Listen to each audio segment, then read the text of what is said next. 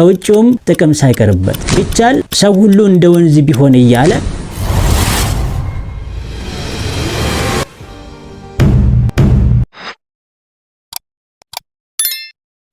የግጥም ባህሪያት ብዙ ቢሆኑም ዋና ዋናዎቹን ግን አብረን እናያቸዋለን። የግጥም ባህሪያት የሚባሉት በጥቂቱ እነዚህ ናቸው።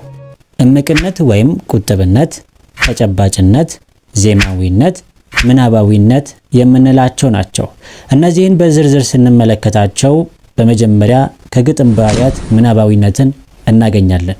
ግጥም ምናባዊ ነው ስንል በግጥም ውስጥ የሚቀርቡና የሚደረጉ ነገሮችን ባንሰማቸውም የምናውቃቸውን ያህል ልጓም ባለው የሐሳብ ፈረስ ይዞን ጭልጥ ማለትና ገጣሚው በፈጠረው እውነት ወይም ደግሞ አውድ ውስጥ እንድንመላለስ የማድረግ ኃይል አለው ማለታችን ነው። ለምሳሌ አንድ ግጥም ስለ ፍቅር የሚናገር ከሆነ አድማጩ ወይም ደግሞ አንባቢው ከግጥሙ ጋር እየተጓዘ ግጥሙ በፈጠረው ምናብ ውስጥ ገብቶ ግጥሙ የሚናገረውን የፍቅር ሕይወት ራሱ እየሆነው በሐሳብ ይዋኘዋል። ለዚህም ነው ግጥም ምናባዊ ባህሪ ያለው የምንለው።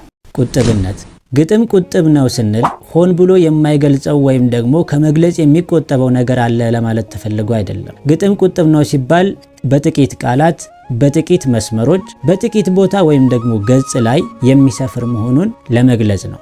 የግጥም ቁጥብነት ከመስመርና ገጽ ብዛት ይበልጥ ጎልቶ የሚታየው የሚፈልገውን ሐሳብ በአጭሩ ማቅረብ በመቻሉ ብቻ ነው። ዝርዝር ሐሳቦችን በመተንተንና በማብራራት ላይ የሚፈጀው ጊዜ የለው። እምቅነት የግጥም ቁጥብነት የሐሳብ እምቅነትን ይፈጥራል። አንድ ግጥም በጥቂት ቃላት በርካታ ሐሳቦችን ወይም አንድን ዝርዝር ሐሳብን ያቀርባል። ይሄ በሳልና ጠንካራ ሐሳብ በእነዚያ ጥቂት ቃላት ውስጥ ታጭቆና ታምቆ መቅረቡ ግጥም እምቅነት እንዲኖረው ያደርገዋል። እዚህ ጋር አንድ ምሳሌ ስናይ እምቅነትና ቁጥብነትን ሁለቱንም በህብረት የሚታዩበትን ከበእውቀቱ ስዩም ግጥም የተወሰደውን በሁለት መስመር በ9 ቃላት ብቻ ብዙ ማለት እንደሚቻል ሲያሳየን ከተመኙ ላይ ቀር ወንዝነት መመኘት አገርን ሳይለቁ ሌላ አገር መገኘት ይላል። ይሄ ግጥም እምቅ የሆነ ነው። የሀገር ናፍቆት ያለባቸው ሰዎች ከሀገራቸው ከወጡ የተወለዱበት ያደጉበት ሀገር ይናፍቃቸዋል።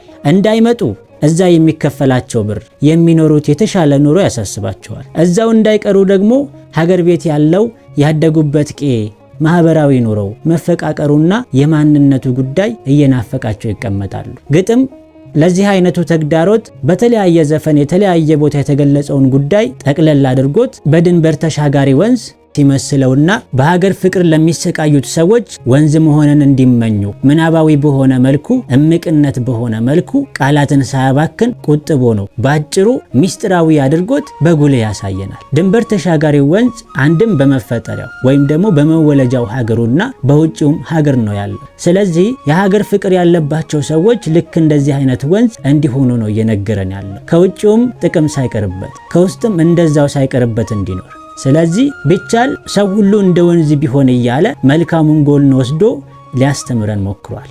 አጠቃለን ስናየው ደግሞ ግጥሙ እምቅነትን ቁጥብነትንና ምናባዊነትንም ጭምር አቅፎ የያዘ ነው። በ9 ቃላት በሁለት መስመር ብቻ ብዙ ሐሳቦችን መግለጽ እንደሚቻል ሊያሳየንም ሞክሯል። ሙዚቃዊ ብርሃኑ የተባለ ገጣሚ በ1999 ዓ.ም ባወጣው መጽሐፉ ላይ እንደዚህ ይለናል። ስነ ግጥም መሰረቱ ዝማሬና እንጉርጉሮ ነው፣ ጸሎትና ምህላ ነው፣ ፉከራና ሽለላ ነው ይለናል። ሙዚቃ የድምፃዊ ምስሎች ጥበባዊና ስልታዊ ቅንብርም ነው ይለናል። በዚህ ላይ ተነስቶ ሙዚቃ ድምጾቹ ቀጥ ብሎ የሚቀርብበት ሳይሆን እንደየአስፈላጊነቱ ወደ ላይና ወደ ታች የሚወጡበትና የሚወርዱበት የተለያዩ ቅላጼዎች የሚደመጡበት ጥበብ ነው። ግጥምም እንዲሁ እንደ ዝርው ስነ ጽሑፎች ወጥ የሆነንበትን አይከተልም። የሚቀርብበትን ቦታ፣ የሚያነሳውን ሐሳብ፣ ይዘት፣ ድምጸት እና ወዘተ መሰረት ባደረገ መልኩ የተለያየንበትንና የድምጽ ቅላሴዎችን ይጠቀማል። ጥሩ ዜማዊ አቀራረብ ያለው ግጥም ከሌላው ይልቅ አድማጩን ይስባል።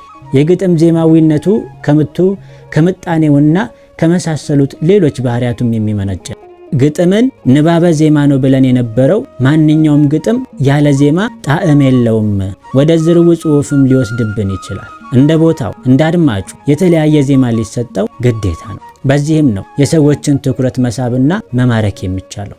ተውኔታዊ ግጥም ምስል የመፍጠሩ አቅም እጅግ ከፍተኛ በመሆኑ ምልልሳዊነቱ፣ ዜማዊነቱና ሌሎች ባህሪያቶችም ጭምር ስነ ግጥም ንግግራዊ ብቻ ሳይሆን ተውኔታዊም እንዲሆን ያደርጉታል። ተውኔታዊ ነው ስንል አንድ ግጥም ሲቀርብ የሚባለው ነገር ድርጊትና እንቅስቃሴ በአይነ ህሊናችን እንዲመጣና የምናየው ያህል እንዲሰማን ያደርጋል ማለታችን ነው። ለምሳሌ አንድ ግጥም ላንብብላችሁ። የዚህ ግጥም ርዕስ ሂጅ በይ ደህና ሁኝ ይላል።